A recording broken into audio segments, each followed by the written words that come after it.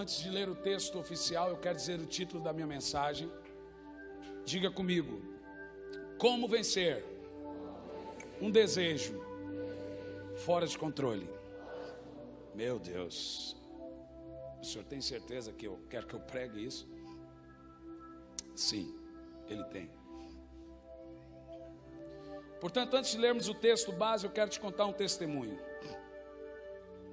E depois desse testemunho eu vou te mostrar um vídeo. Obviamente vocês que têm menos de 25 anos não conhecem essa pessoa. Mas foi na década de 80 a início de 90 o maior evangelista do mundo, se eu não me engano. É isso, pastor Roberto? Aquele irmão. Dizem que foi um dos que mais ganhou almas no mundo em sua época.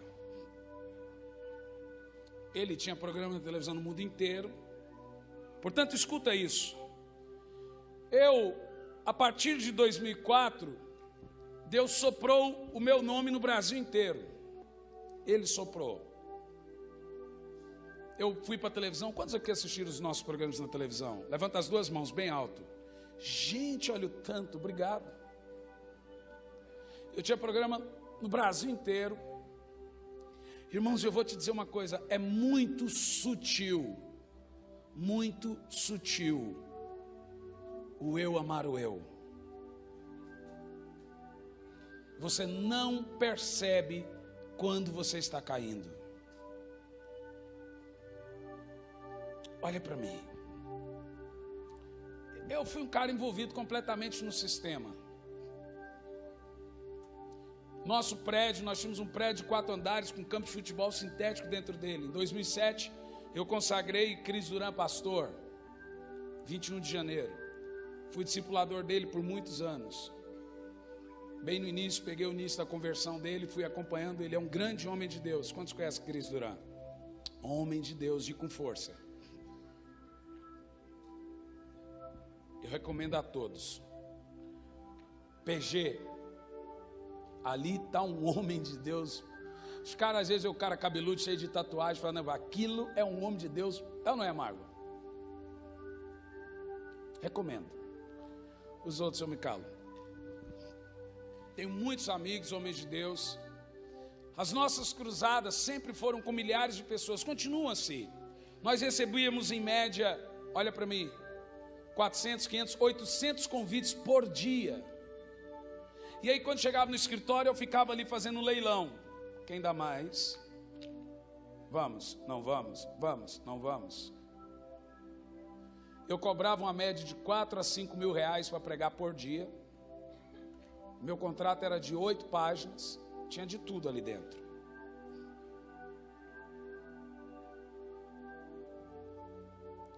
Nós tínhamos uma estrutura que precisava de pelo menos 300 mil para se manter. E com uma estrutura cara dessa, você repassa isso para as igrejas que te convidam. A maioria dos cantores hoje cobram, eles cobram justamente por causa da estrutura cara que eles montam. Mas onde é que está a fé? George Miller. Eu não conhecia esse homem. Eu tinha referenciais diferentes. Referenciais com uma visão imperialista. Quem não quer uma visão imperialista? Montar um grande império. É nessa hora que o homem precisa morrer. Olha para mim. Mas você sabe quantos anos eu tinha nisso tudo? 25 anos. Já tinha viajado mais de 30 países. Pela graça de Deus até hoje, eu preguei e prego em todas as igrejas, desde as mais famosas, dos mais conhecidas do Brasil, as mais simples, do Iapoque ao Chuí. Fiz muitos amigos e muitos inimigos também. Se você fizer só amigos, alguma coisa está errada. Você é Pilatos, é aquele que, político.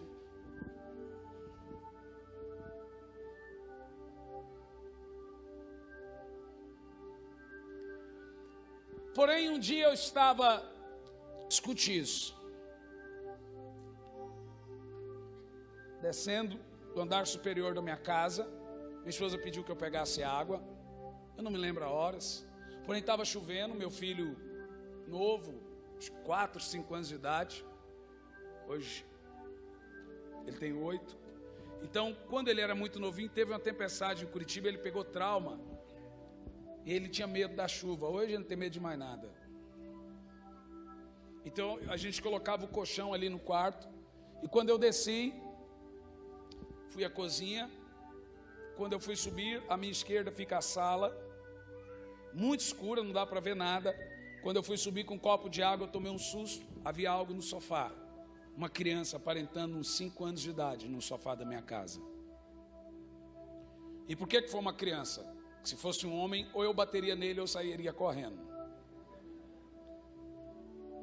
Eu não fiquei com medo, então logo eu percebi que era de Deus, porque me deu temor.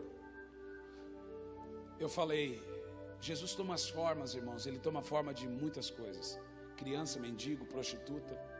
Um dia eu estava numa igreja e um bêbado chegou e disse, deixa eu entrar. Falei, não, assim não. Ele falou, engraçado, vocês abrem igreja para pecador, mas é só santo que fica aí. E foi embora. Eu falei, era Jesus. Ele tem razão.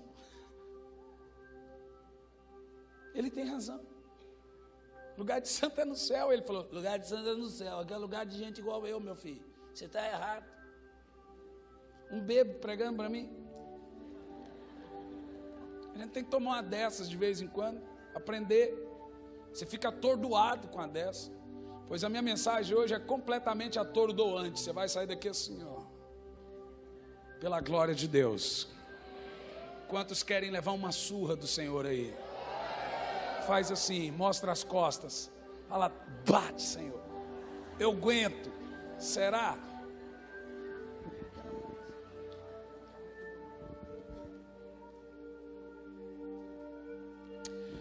Aquela criança sentada, eu com um copo. Me deu um temor terrível, escute isso. Aquela criança disse assim. Não, primeiro eu perguntei para ela, o que você quer? A criança fez assim, ó. Ela veio, passou na minha frente, subiu a escada e mandou eu seguir ela. Eu fui subir na escada. E uma coisa que eu achei interessante, que a criança era bem pequenininha, mas quando ela foi passar na porta do meu quarto, ela fez assim. Imagina o tamanho do homem. E ela parou. Eu realmente me emociono com essa história, irmãos.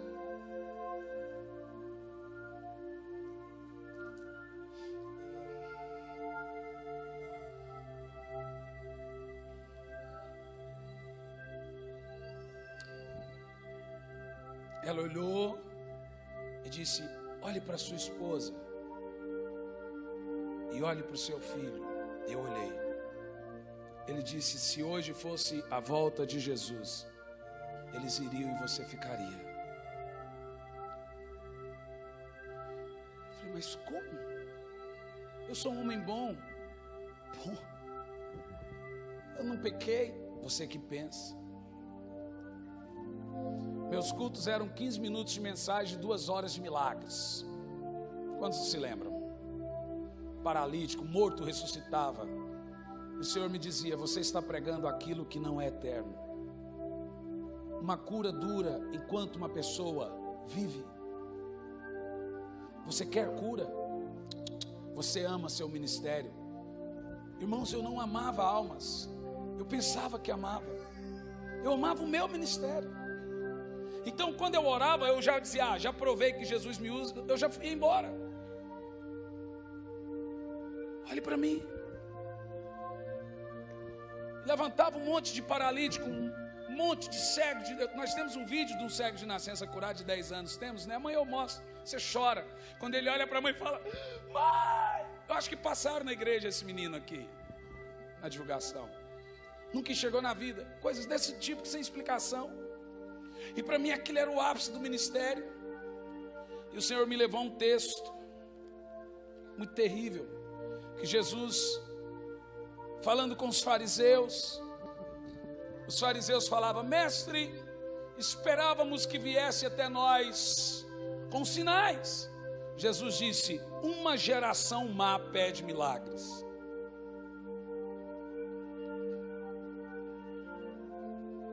Mas para essa geração, o sinal que ela precisa é o de Jonas, em Nínive: arrependei-vos.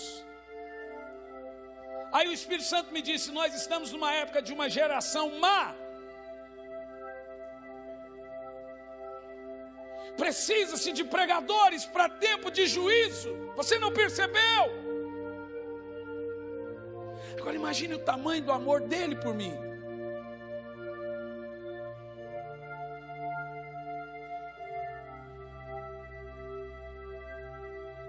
Mas você teria coragem de perder uma amizade por causa de uma visão?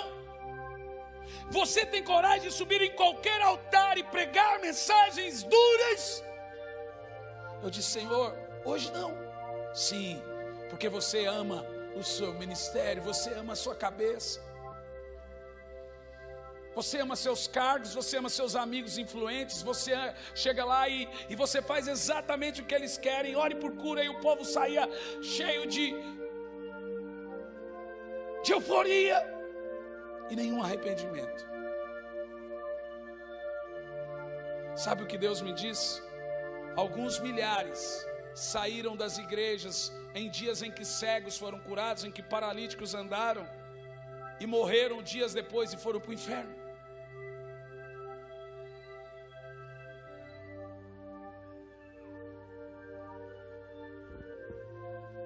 Você cobra,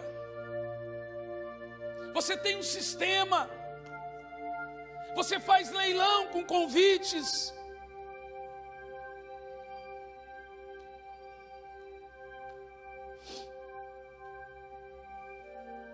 Você diz para as igrejas: se for muito longe, tem que ter um ônibus leito para nos levar. Se a cidade não tem o aeroporto, se é uma igrejinha pequena, você simplesmente diz que a agenda está cheia. Ou então você desmarca a pequena para ir numa grande. Você chama a sua secretária e diz: é pouca gente isso aqui. Ah, mas quanto que esse vai dar? Ele simplesmente tirou uma foto da minha vida e esfregou na minha cara.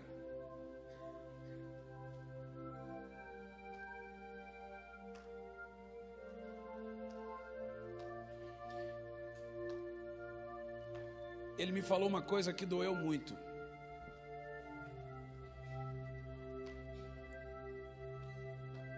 E doeu mesmo, antes de ler aqui. Mas existe uma coisa que você precisa saber. Eu te abandonei.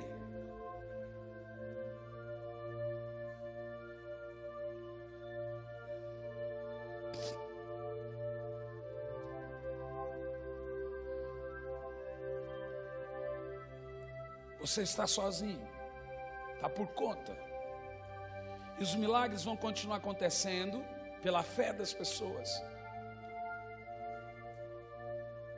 Você não ora.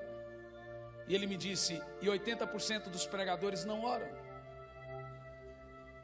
E você é mais um desses.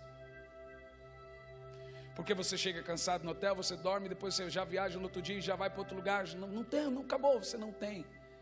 Agora entenda: se alguma coisa te roubar de Deus, Ele vai tirar de você, nem que isso seja a própria obra dEle.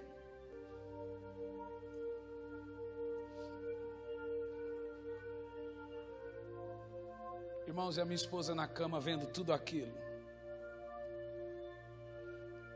Ela já estava soluçando e eu, imagina, aquele Deus que você tanto ama, que você tanto serve. Irmãos, eu não conheci o mundo no mundo, eu conheci o mundo na igreja. Eu sou filho de pastor. Aquele Deus que você tanto ama, que você tanto serve, virar para você e dizer: eu te abandonei, você está por conta. Quando você morreu as 3 vezes eu te ressuscitei, mas se você morrer de novo eu não te levanto. Porque eu dei algo a você que eu dei a poucos no mundo. E o que você está fazendo com isso? Você está construindo um império. Eu comprava carros à vista. No dia dos namorados eu dei um New Beetle para minha esposa com um laço em cima. 75 mil.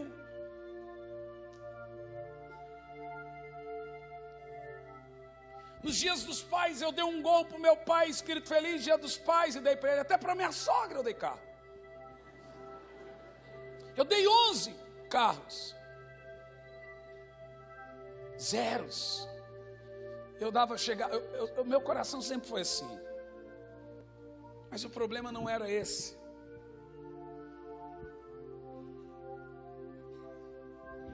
Porém, graças a Deus, eu tive uma escolha, uma linha muito fina que vocês vão aprender hoje. Eu quero que você não saia daqui, porque isso é muito importante para você ouvir. Todos nós temos um Caim e um Abel dentro de nós, que na hora certa você vai ter que matar um dos dois. Vai chegar uma hora que você vai ter que decidir se você é Davi ou se você é Saul.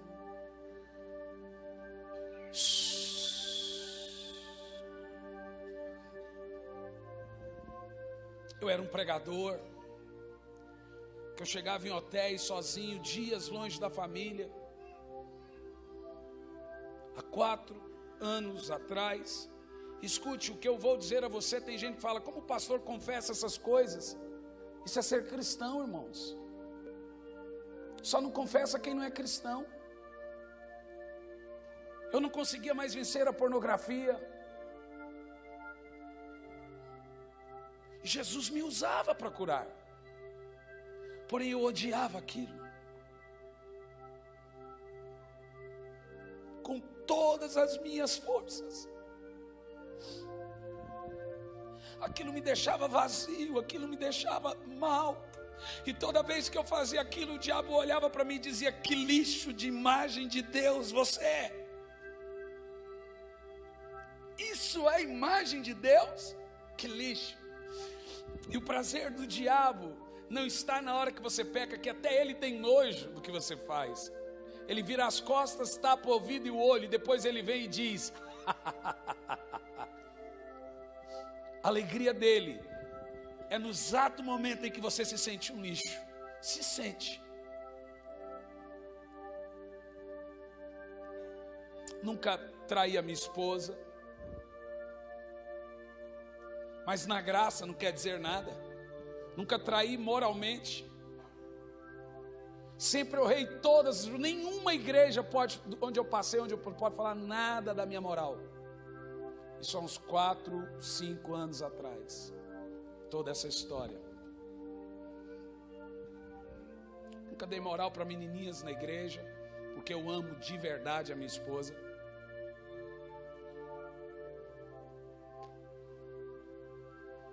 E ali estava o Senhor no meu quarto, e a minha esposa vendo eu em pé. Eu chorei por 3 semanas, eu tinha que colocar um negócio no nariz que eu não conseguia respirar, de tanto que eu fiquei mal. E a minha esposa, o que é? Eu disse, se Jesus voltar hoje, vocês são tudo que eu tenho, e eu fico.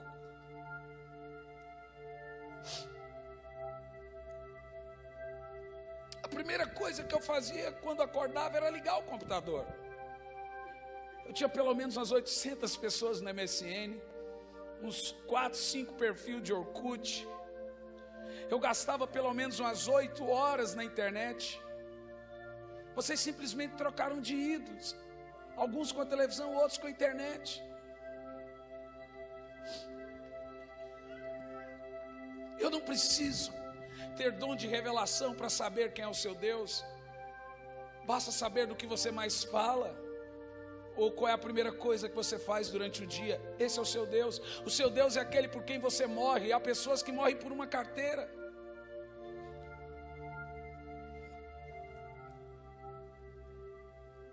Quando uma pessoa vem do mundo, ela vem já com nojo do mundo. Agora, quando você conhece o mundo na igreja, quando você chega em aeroportos e encontra amigos que começam a falar mal de outros, você viu quem caiu? Você viu aquele cantor, o que ele fez? Essas coisas são terríveis. São terríveis. E quando você vê, você está envolvido inconscientemente e por estar envolvido inconscientemente que o próprio Senhor falou comigo. Porém eu tinha uma escolha. Samuel falou para Caim, o Senhor falou para Saul, Samuel falou para Saul, e o Senhor falou para Caim. Nós vamos ler o texto da Bíblia daqui um pouco. Se aguente onde você está. Talvez seja a mensagem que vai mudar a vida de muitas pessoas. Eu, em convenções de pastores, eu vou pregar agora na casa de Zadok, são 9 pregadores, é essa mensagem que eu prego. Porém ela pega tanto gregos como judeus, tanto crente como não crente, como todos. E você precisa entender o que eu vou pregar aqui hoje. E agora, para fazer sentido no que eu estou lhe falando, eu quero te dizer que depois daquele dia eu morri. Eu disse: Senhor, então eu vou provar para o Senhor que eu morri. E o Senhor vai voltar a me dar alegria.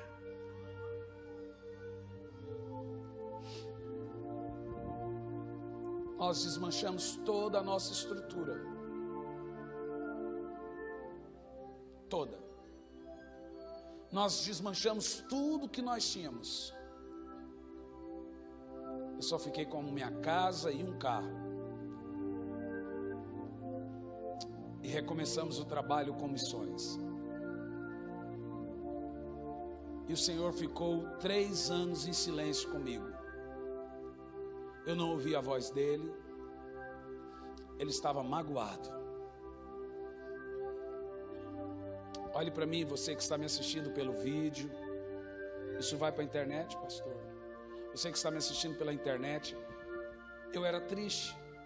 Mas você nunca se perguntou por que você está triste? Eu vou lhe responder por pura experiência. Porque Deus está triste. Irmãos, 100.000 pessoas no lugar. Eu fiz cruzadas com 400.000 pessoas. Eu estive em lugares que você sonha ir. E eu estive muito novo nesses lugares. Eu estive em estádios pregando. Eu vou pedir que ninguém ande, por favor. Por gentileza, não faça isso. Eu vou te explicar, abre aspas. Existe uma coisa na Bíblia que se chama palavra rema. O que é a palavra rema? É uma palavra que determina algo. Se você tira a atenção de alguém, aquela palavra ela é uma vez só. Aquela pessoa pode perder tudo porque você tirou a atenção dela. Se acalme aí. Vai valer a pena você esperar. Olhe para mim. Nunca acredite num pastor que nunca tenha feito um caminho de volta. Eu não sou uma pessoa apaixonada por Jesus aqui hoje. Não, irmão. Eu tive que morrer. Olhem para mim. Eu sou completamente apaixonado por Jesus. E vocês verão por quê.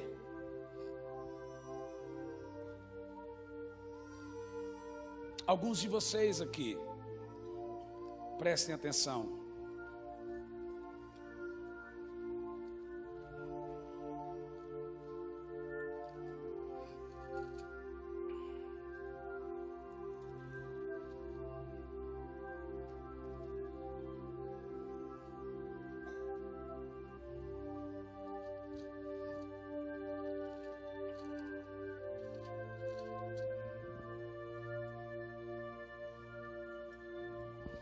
Porque do céu se manifestará a ira de Deus sobre toda impiedade e injustiça dos homens que detêm a verdade e a injustiça.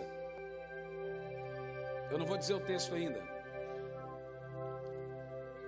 Porquanto o que Deus se pode conhecer, nele se manifesta, porque Deus o manifestou. Porque as suas coisas invisíveis desde a criação do mundo, tanto o seu eterno poder, como a sua divindade, se estendem e claramente se veem pelas coisas que estão criadas, para que eles fiquem inexcusáveis. Portanto, tendo conhecido a Deus, não glorificaram como Deus. Romanos 1, versículo 21. Nem lhe deram graças. Antes em seus discursos se desvaneceram, e o seu coração insensato se escureceu. Dizendo-se os sábios, tornam-se loucos, e mudaram a glória de Deus incorruptível em semelhança da imagem do homem corruptível. Diga comigo, misericórdia. e de aves, e de quadrúpedes, e de répteis. A glória de Deus virou qualquer coisa, e qualquer coisa virou glória de Deus. Qualquer coisa é de Deus. Lixo!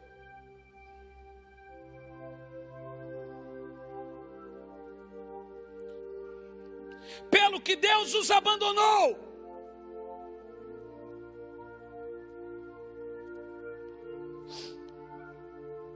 Pelo que Deus, versículo 26, os abandonou, as suas paixões infâmias, porque até as suas mulheres mudaram o uso natural, no contrário da natureza. É nós. E semelhante também os homens, deixando o uso natural da mulher, se inflamarem em sua sexualidade uns para com os outros, varão com varão, cometendo torpeza e recebendo em si mesmo a recompensa que convinha do seu erro. Vocês acham que vocês pecando e não morrer pelos pecados é um prêmio? Pode ter sido que você foi abandonado. Porque a grande semelhança do Senhor abandonar alguém ou uma nação é ele ser entregue à sexualidade dele mesmo. A masturbação excessiva, a pornografia, ou o adultério, ou seja lá o que for, o lesbianismo, o homossexualismo, o sexo antes do casamento. Essa é a semelhança de Deus deixá-lo. Você está por conta.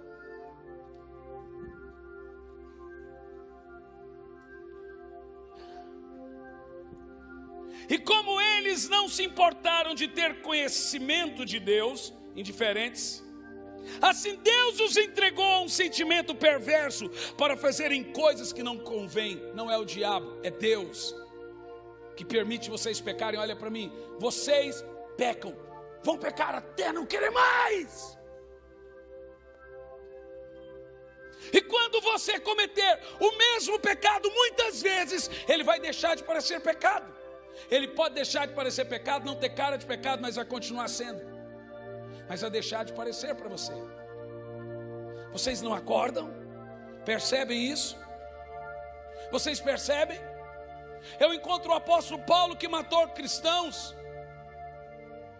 e depois se tornou um homem piedoso. E aqui você encontra um homem que já foi impuro e agora está dizendo a vocês que existe um caminho de volta. Diga comigo, existe um caminho de volta. Estando cheios de toda iniquidade, prostituição, malícia, avareza, maldade, cheios de inveja, homicídio. Não é só matar as pessoas. Homicídio na graça é o quê? Ódio. Odiar o irmão, homicídios, contenda, engano, malignidade, sendo murmuradores, destratadores, aborrecedores de Deus, injuriadores, soberbos, presunçosos, inventores de males. Quer dizer, fez isso e nunca fez, conta que alguém fez, mas não fez. Desobedientes aos pais e mães. Olhem para mim, seus adolescentes. Antes eram juventude, inventaram essa desgraça. Não é os adolescentes que é a desgraça, é esse modismo chamado adolescente, que manipulam os pais. Olhem para mim então, juventude, porque antes vocês eram juventude e disseram que vocês são adolescentes. Nécios, infiéis nos contratos. Dá cheque sem fundo, nome no Serasa, cheque Jesus, breve voltará. Não ria. Sem afeição natural, é a pessoa que tem complexo de inferioridade. Irreconciliáveis, eu não quero reconciliar com essa pessoa. Sem misericórdia, os quais, conhecendo a justiça de Deus, que são dignos de morte, os quais tais coisas praticam, não somente as fazem, mas também consentem os que fazem. Olhe para mim, eu estou lendo a Bíblia. Eu não estou lendo outra coisa, eu estou lendo a Bíblia. Vocês querem que eu leia o quê? Gibi?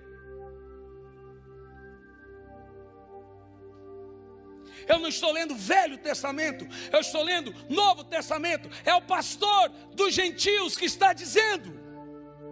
Quem era ele, Paulo, eu não estou falando da lei, eu estou falando da graça.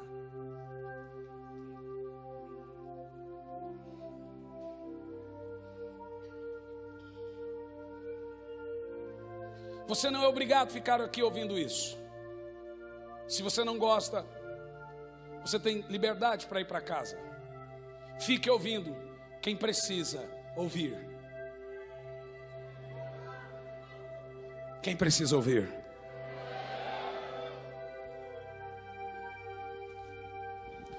Eu quero continuar a mensagem.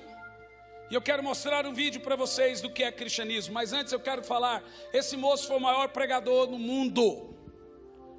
Muitos de vocês nunca ouviram nem falar dele, mas os mais velhos vão saber de quem eu estou falando. Ele chama Jim Swaggart. Quantos já ouviram falar desse nome? Esse homem tinha um programa na televisão no Brasil, em rede nacional. O Brasil inteiro, domingo de manhã, eu assistia. Sabe qual foi o pecado dele? Olha para mim. Ele contratou uma prostituta e um rapaz para fazer sexo na frente dele, um voyeur. É o que vocês fazem na internet. Mas esse homem, ele não amava a sua cabeça. Então, ele fez algo temendo a sua salvação e a salvação de milhares, que me faz ser cristão. Como pode um homem fazer isso? Eu imagino o diabo dizendo: seu louco, você não vai fazer isso, você está doido. Desliga as luzes e põe o vídeo.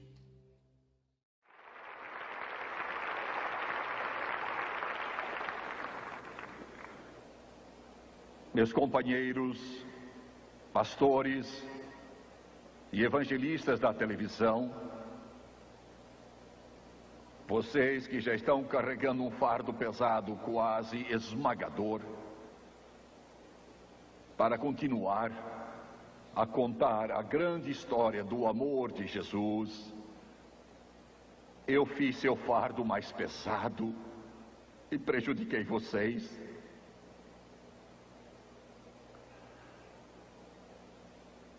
Por favor, perdoem-me por pecar contra vocês. E as centenas de milhões para que empreguei em mais de 100 países ao redor do mundo. E eu olhei para as câmeras e tantos de vocês com um coração tão pesado, precisando de ajuda, recorreram ao ministro do Evangelho como um portador de luz. Vocês a quem talvez a grande maioria eu nunca possa ver, a não ser pela fé. Eu pequei contra vocês e eu rogo, perdoe-me. E acima de tudo, ao meu Senhor e meu Salvador, meu Redentor, aquele a quem eu sirvo, a quem eu amo e adoro, eu me curvo aos seus pés. Ele que me salvou, e me lavou, e me purificou. Eu pequei contra ti, meu Senhor. E eu peço que o teu precioso sangue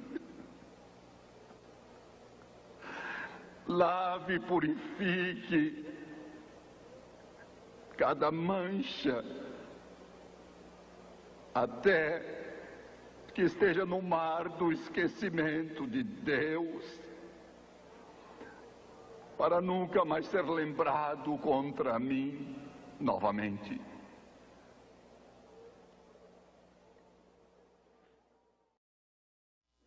Isso é ser cristão. Se você é santo, você é anjo. Se você é iníquo, você é o diabo. Se você é cristão, confesso, arrependido, você é cristão. Você sabe qual é o problema do pecado? Deus não está preocupado com o que você está fazendo, mas no que você está se tornando. Porque Ele está vendo o futuro. Você não será condenado não só pelas coisas que você fez, mas pelos motivos que te fez fazê-lo. Também pelas intenções, por que você fez. Percebem? Portanto, eu quero dizer a vocês o que acontece com Jim Swaggart. E eu quero que você abra os Salmos agora. Eu vou concluir a minha mensagem. Salmo 51. E nós vamos ler até o versículo 14. Deus não tem problema com Jim Swaggart. Deus não tem problema com Davi. Deus não tem problema com Pedro. Deus tem problema com Caim. Deus tem problema com Judas. Deus tem problema com Saul. E você vai entender isso agora. Fiquem atentos. Quem era Davi? E quem era Saul? Então eu vou te dizer, vamos ler o texto. Mas antes de ler os textos, deixa eu te contar uma coisa que aconteceu com este homem chamado Davi. Olhem para mim. Primeira coisa, nunca acredite no pregador quando ele disser que já está terminando. Não leve isso a sério. Escute bem o que eu vou dizer. Satanás tem 3 armas para derrotar um homem. Anote isso. A primeira delas é distrair. A segunda delas é dividir. E a terceira é desviar. Distrai, divide e desvia. Vai lá. Mais alto.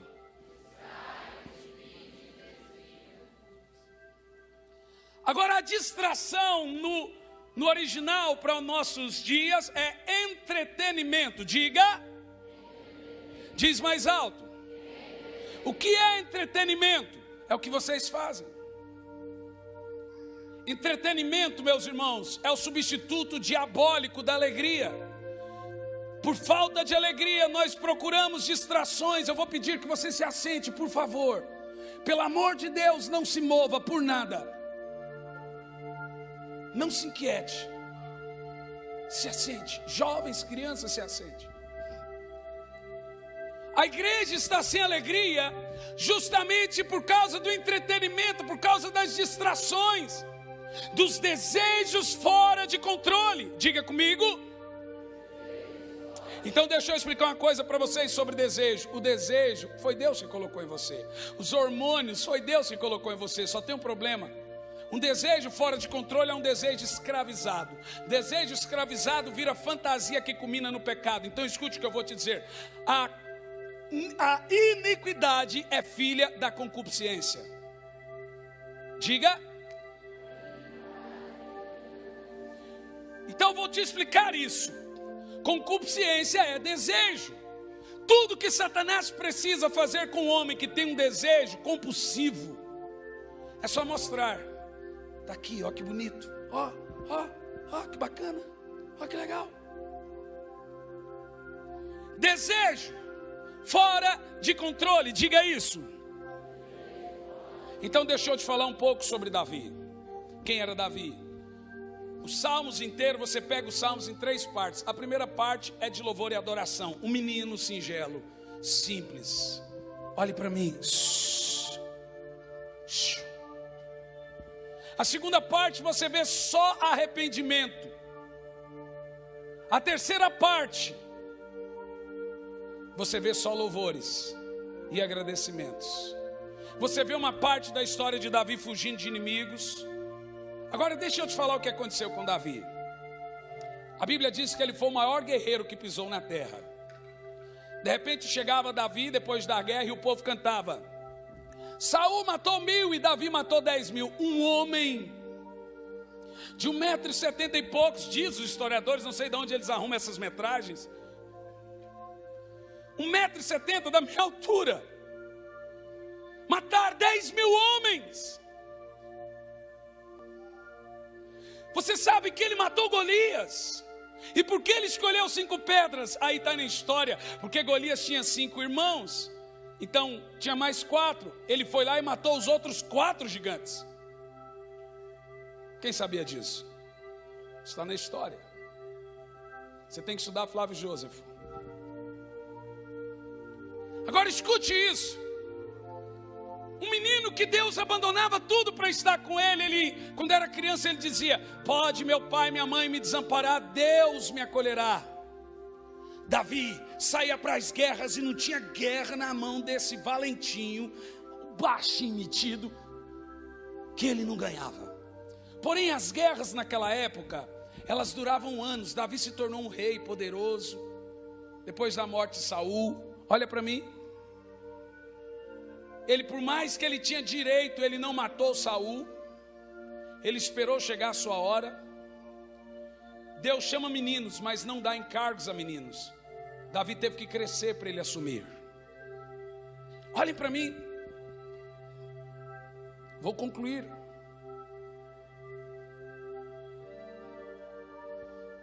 Davi, as guerras, eles ficavam 5, 6 anos longe de casa, acampados em guerras.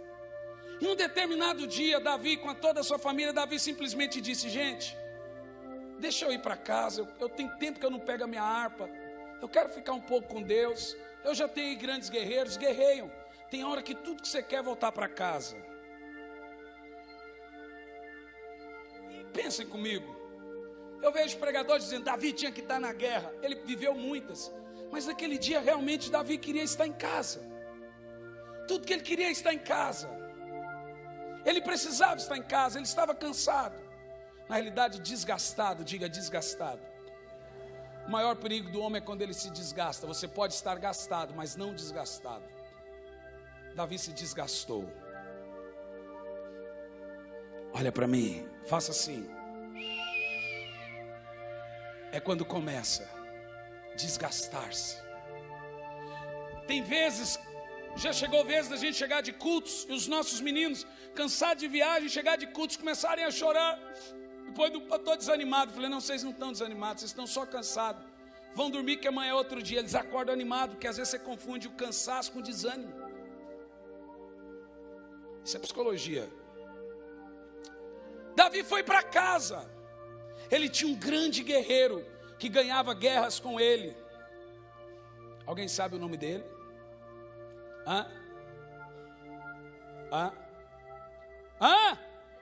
Joabe. Olhem para mim. Joabe está aí. O outro que ele tomou a mulher, qual era o nome dele? Urias está aí. Fiquem aí guerreando, eu só quero ir para casa. Vocês entendem que eu quero ter o meu tempo com Deus. Davi tinha oração. Ninguém aqui ora mais do que Davi orava. Não é a oração que impede um homem de cair. Olha para mim. Se você for esperto, você vai gravar isso no seu coração e vai ser uma bomba para a sua salvação. Vai ser uma bênção. Fala: Senhor, crava eternidade nos meus olhos.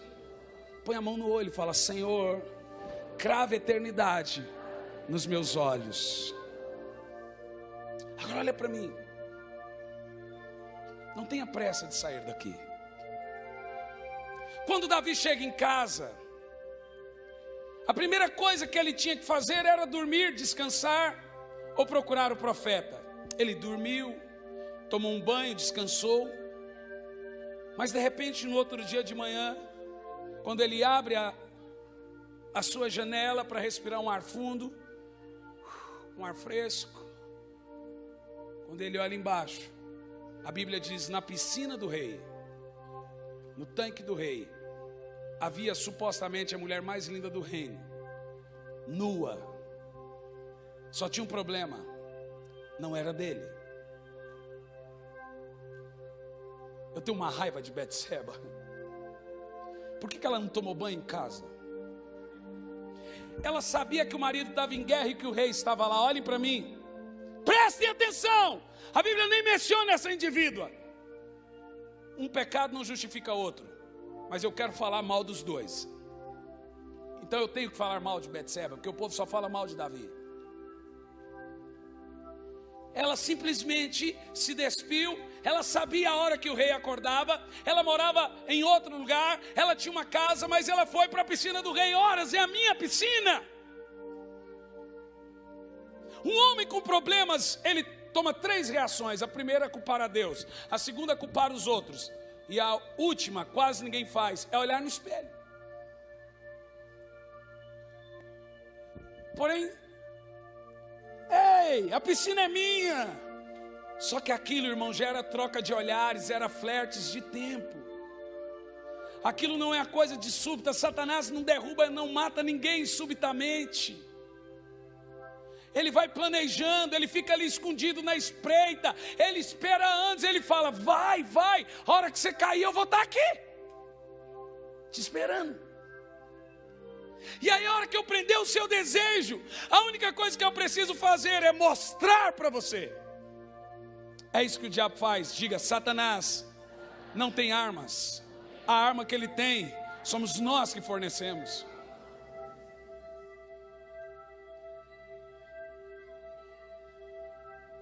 Pensem no diabo como o velho do saco, um mendigo, uma barata. Você sabia que toda a carta de Romanos, só no capítulo 16, Paulo cita o diabo? E em todos os salmos, Davi não cita Satanás?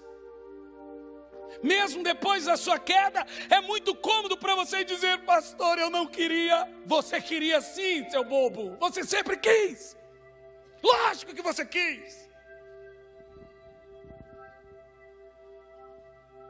Davi tinha um desejo escravizado. Ele era compulsivo.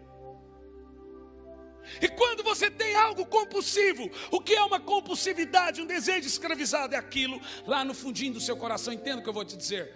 Deus não aceita dividir nada, porém o diabo ele aceita ficar lá no fundinho. Sabe aquele quartinho da bagunça que você tem em casa, onde você guarda as bagunças? Que quando você não encontra nada em casa, é lá que você vai buscar? É lá naquele muquifo do seu coração que o diabo gosta de morar. É onde mora aquelas mágoazinhas, aqueles rancorezinhos, aquela bagunçazinha, aquele desejozinho, aquela vontadezinha. É lá que o diabo está escondido. Mas eu tenho uma boa notícia para vocês. Embaixo daquele lugar no seu coração está molhado com o sangue de Jesus. Afunde um pouco mais e você será curado.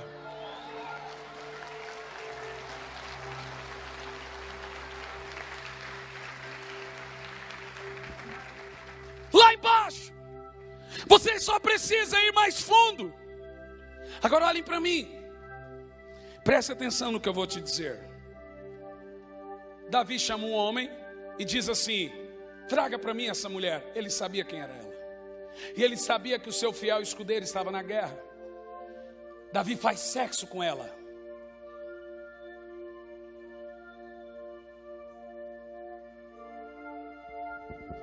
Escute o que eu vou te dizer, isso é terrível.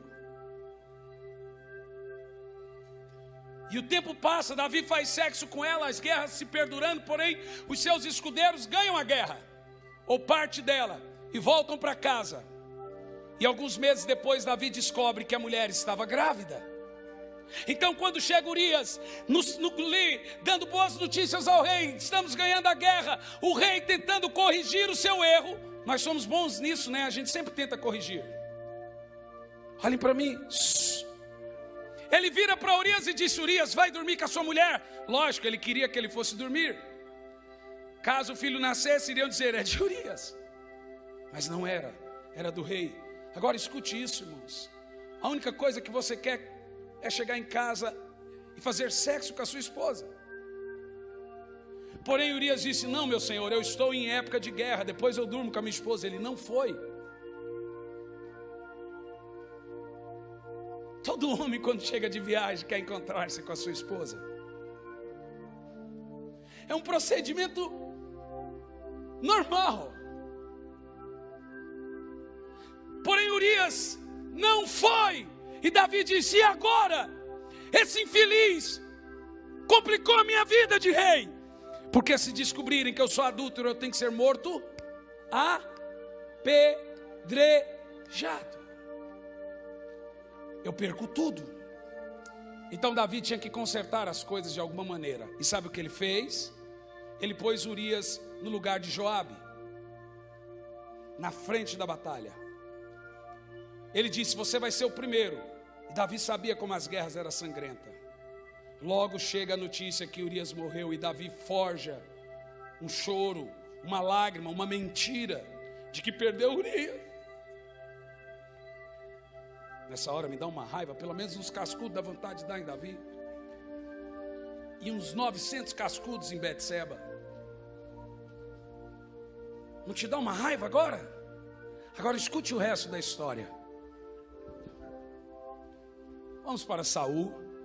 Qual é o pecado moral de Saul, meus irmãos presbíteros? Moral? Nenhum. Por que Deus rejeitou Saul? Por que Deus rejeitou Esaú?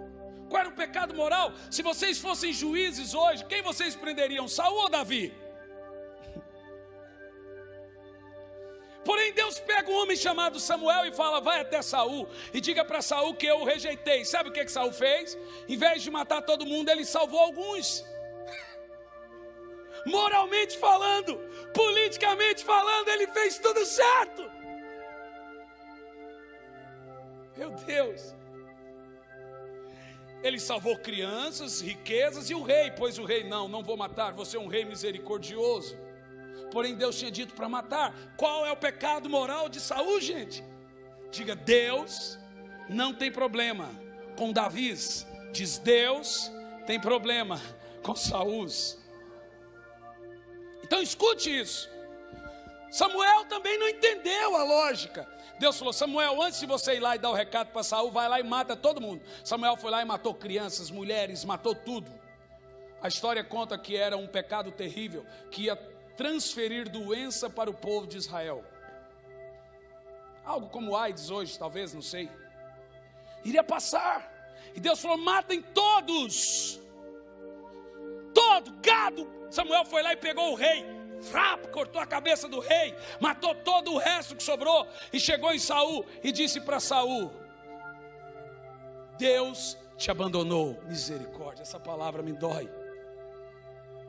Diga: Deus abandona-se. Você está entendendo o limite? Quem está entendendo o limite? Porém Samuel era um adulador. Diga: adulador. Homem de Deus não é adulador, homem de Deus é confrontador. Tem que ter amor para confrontar. Vocês concordam, pais, que tem que ter amor demais para corrigir filhos? Porém adular, você adula ovelhas porque você quer engordar elas para depois matá-las. Samuel tinha filhos problemáticos. Samuel era um grande profeta. Porém ele chegou para Saul e disse: Deus te rejeitou. Sabe o que Saul fez? Ele disse: tudo bem, então só faz um favor para mim. Ele foi completamente indiferente ao abandono de Deus.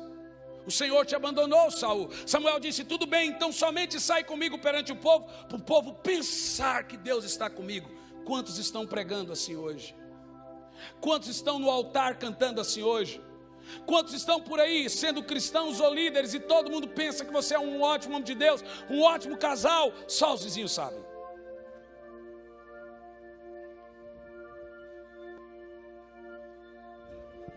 Vocês querem que eu continue? Isso é atordoante.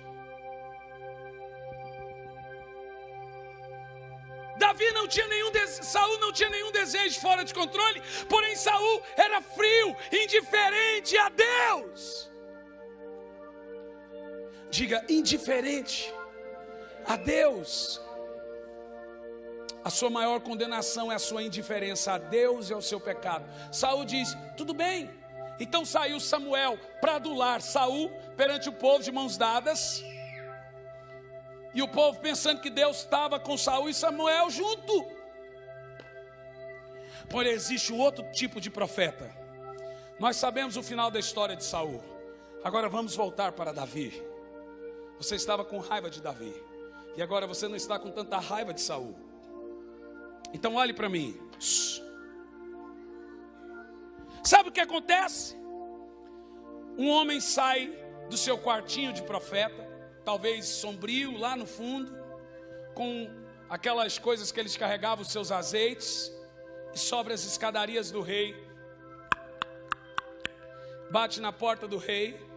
Profetas tinham livre acesso a qualquer rei, Davi, homem de Deus, diga. Natã, um profeta. Precisa-se de profetas que preguem para pregadores, e de pregadores que preguem para pecadores. Natã, cheio do Espírito Santo. E Davi completamente frio, sem alegria nenhuma. E eu vou provar para vocês que ele perdeu completamente a alegria. Abre a porta e ele diz: Natã! E o profeta, com um olhar sombrio, confrontador, sem amar a sua cabeça, ele olha para Davi: ô meu rei, eu vim lhe contar uma história muito triste. Davi, homem de Deus. Natã, profeta. Eu amo profetas. Precisamos de profetas genuínos, que acusam e condenam os pecados, que transformam nações e realidades.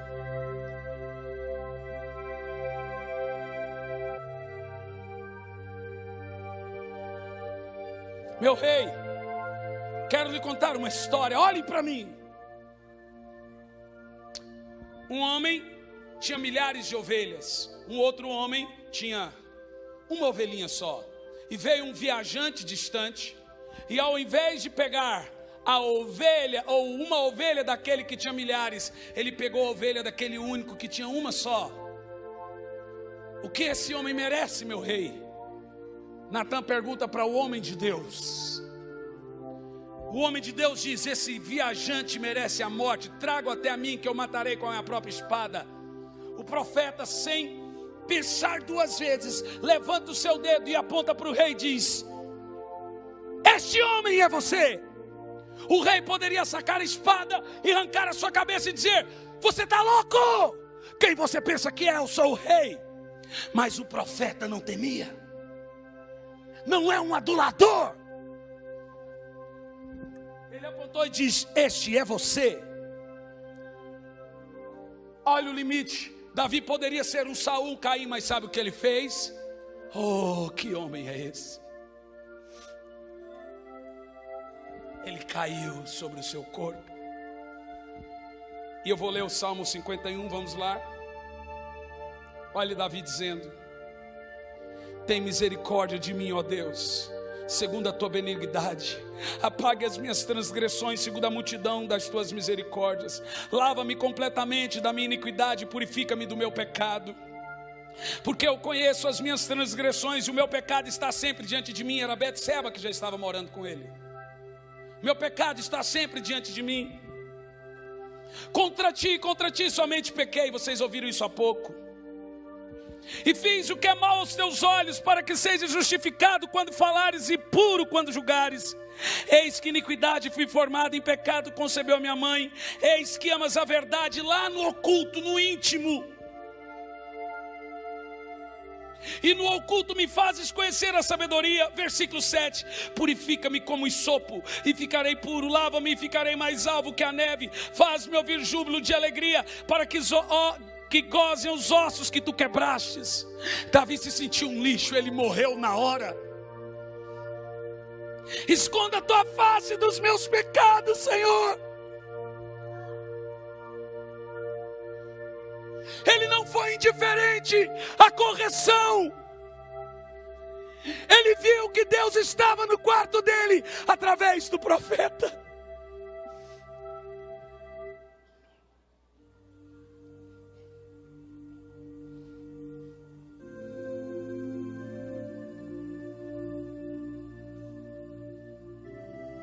E apaga as minhas iniquidades. 10. Cria em mim, ó Deus, um coração puro. E renova. Ele tinha, quando menos, mais novo, o espírito reto. No 11, é triste esse texto.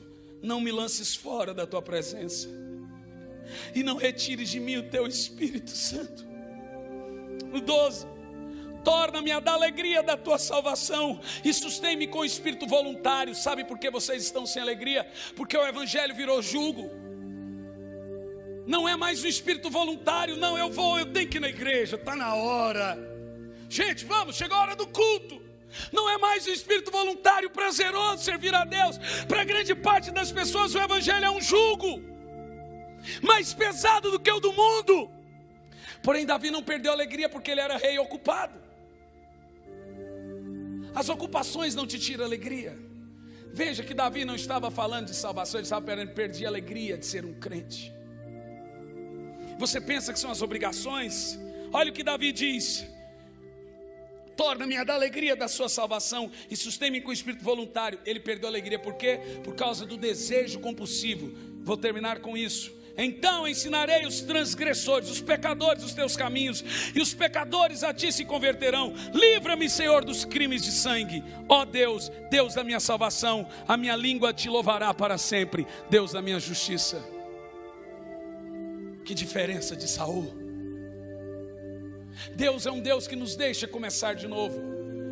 O Senhor é o único que pode te matar num dia e fazer você ressuscitar no mesmo dia. E hoje é o dia.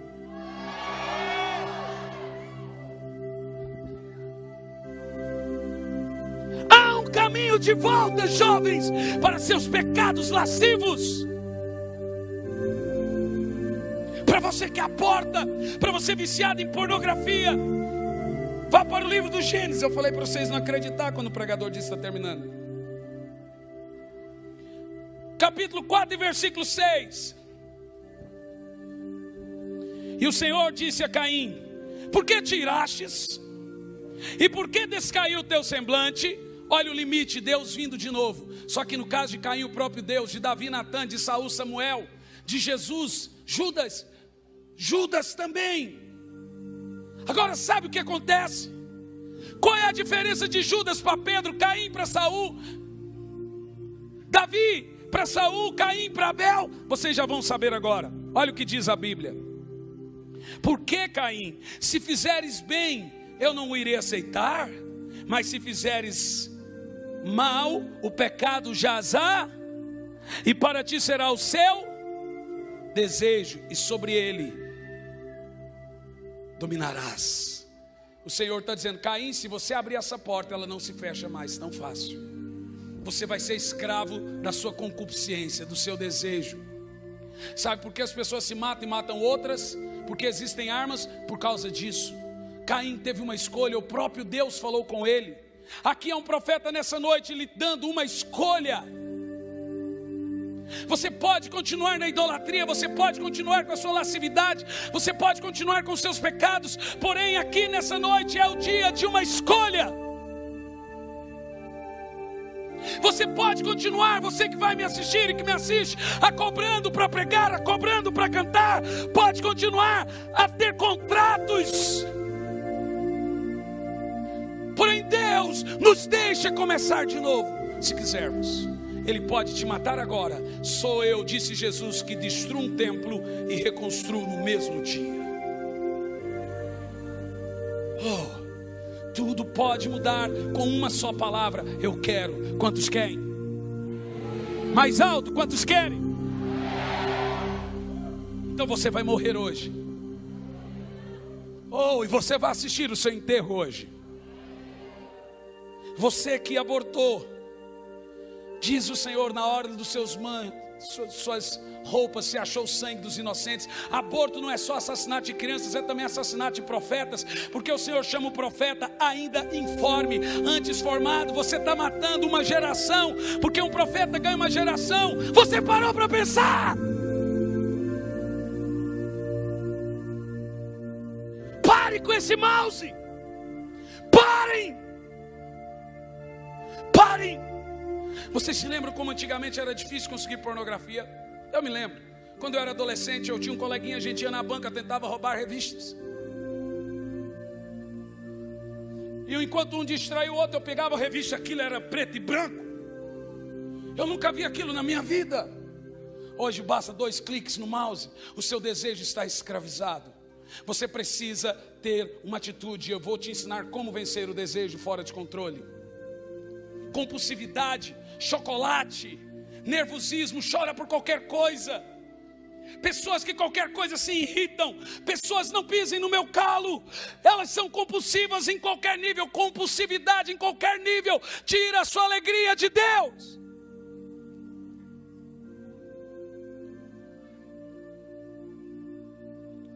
Diga comigo, eu odeio o meu inimigo, e não é o diabo.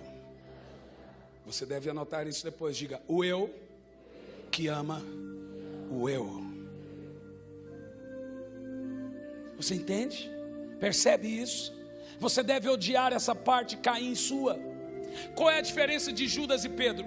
Pedro traiu, a mesma coisa. Judas, a diferença está em uma única palavra. Olhem todos para mim agora. Índole, diga, má.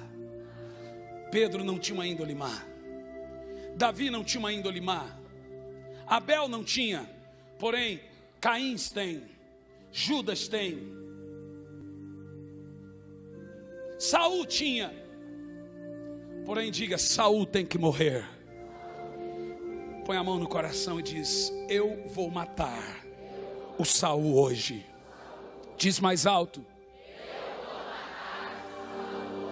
Vai mesmo? Como você pretende fazer isso? Eu vou te ensinar. Só tem uma maneira de vencer um desejo fora de controle. Não é orando muito e nem lendo a Bíblia muito. É fazendo guerra. Diga, fazer guerra. Diga, atitude de guerra. Como que um homem vive quando ele está em guerra? Se alguém pisa num galho, ele pá!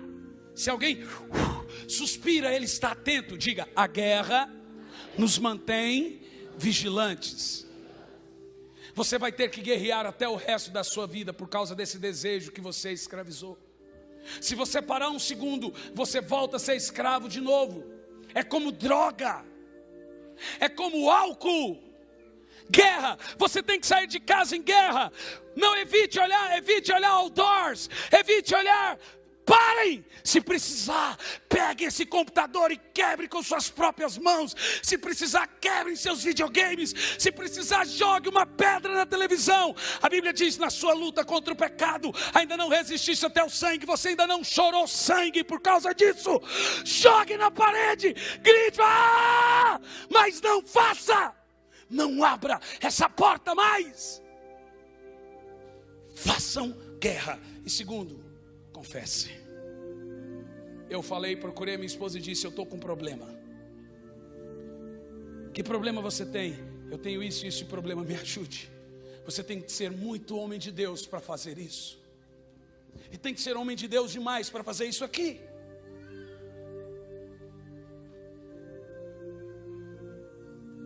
Vocês entendem? Percebem? Diga comigo, aquilo que escraviza meu tempo se torna meu Senhor. Diga, eu preciso tomar o meu desejo de volta. Entendem, jovens? O hormônio foi Deus que colocou em vocês. Porém, vocês fazem o certo na hora errada. Sabe por que o diabo, quase tudo que ele faz dá certo? Porque ele faz o errado da maneira certa. E sabe por que nós da luz, quase tudo que fazemos dá errado? Porque fazemos o certo da maneira errada. Vocês fazem sexo. Sexo não é antibíblico, nem é pecado. Porém é pecado na hora errada e com a pessoa errada. Vocês percebem? E o pior que para o jovem cristão é pior. O jovem mundano dá vontade, ele vai lá e pega e faz. O cristão, ainda ele tem um pouquinho de temor. Ele não faz, ele beija de língua por 1 hora e chega em casa e se masturba. Oh, meu Deus, meu Deus. E sabe como você se sente depois? Vazio. Cheire a sua mão depois. Que nojo. Imagine Deus então. Você está rindo por quê? Alguém aqui está rindo? Eu não vejo graça nisso. Eu vejo um espírito de constrição agora. Eu não vejo motivo nenhum para rir de alguém escravo da pornografia, da prostituição. Eu não vejo porque alguns riram. Sabe por que você ri? Porque o mundo fez isso ser engraçado.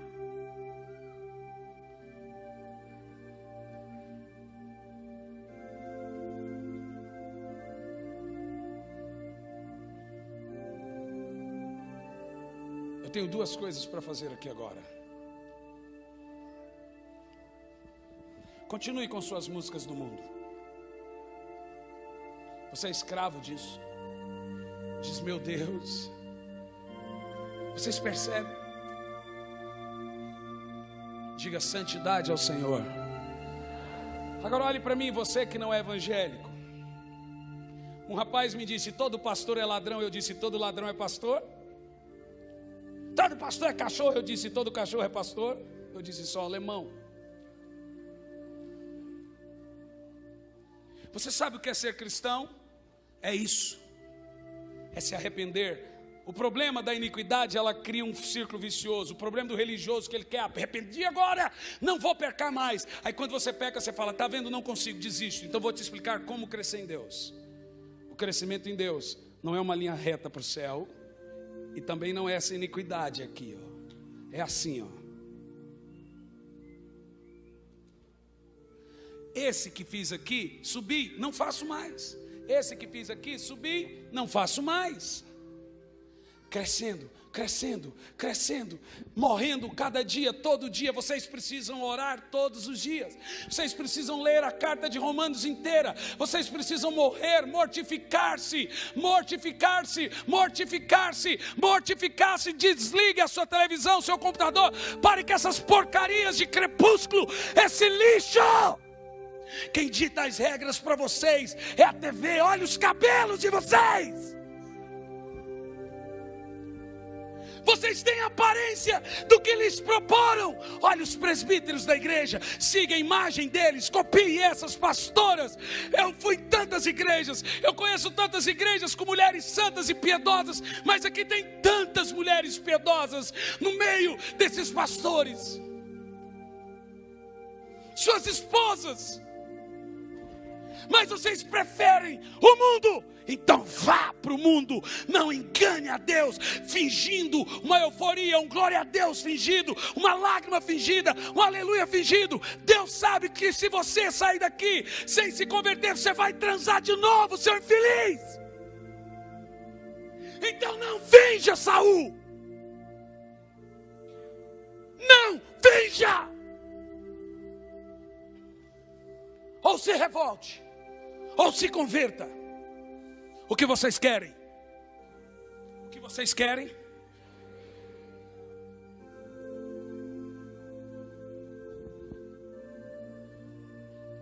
Tem que ficar fingindo alegria, fingindo louvor, fingindo euforia.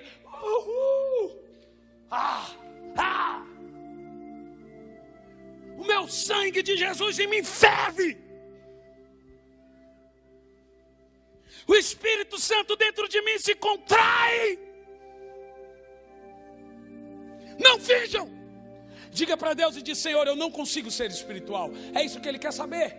Ele não quer um Saul dizendo, tudo bem, me abandonou? Beleza, eu vou na igreja porque tem uns rapazinhos. Vocês vão na escola, vocês não conseguem ganhar ninguém porque vocês enchem a cara de máscara com tanta maquiagem, porque vocês querem ser lindas para os rapazes. Pois eu quero dizer que vocês são noivinhas de Cristo.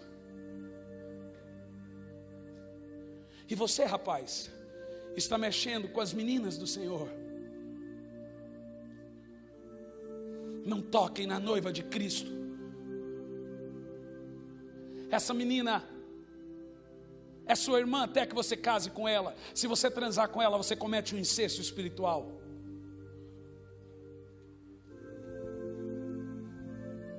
Parem! Parem! Desliguem seus computadores, os seus ídolos, seus videogames, tudo que destrói a sua eternidade, você precisa matar hoje.